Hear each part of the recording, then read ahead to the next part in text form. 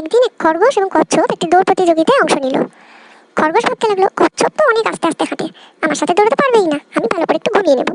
কচ্ছপ ওদিকে নিজের মতন ভাবতে লাগলো, আমার তো যেতে সময় লাগবে, আস্তে আস্তে আমি এগোই ভালো করে। টুক টুক টুক টুক টুক টুক করে সে নিজের কাজ নিজে করে যেতে লাগলো, হাঁটতেই লাগলো হাঁটতেই লাগলো।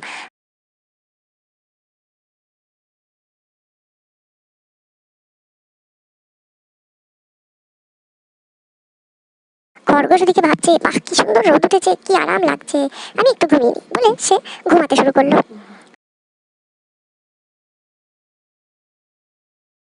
কচ্ছপ ওদিকে নিজের মতন হাঁটতে হাঁটতে গন্তব্যস্থলে পৌঁছে গেল, অর্থাৎ জিতে গেল। খরগোশ ঘুম থেকে হঠাৎ উঠে পড়েছে, কচ্ছপ তো এখন এসে পৌঁছায়নি।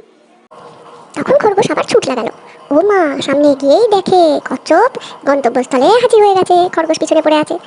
তাই কারোর ক্ষমতার উপর কখনো সন্দেহ প্রকাশ করা উচিত নয়, এবং কারো কাজকে কখনো ছোট করে দেখা উচিত নয়। কচ্ছপ নিজের কাজ মন দিয়ে ঠিক করে গেল এবং সে ঠিক জয়লাভ করলো।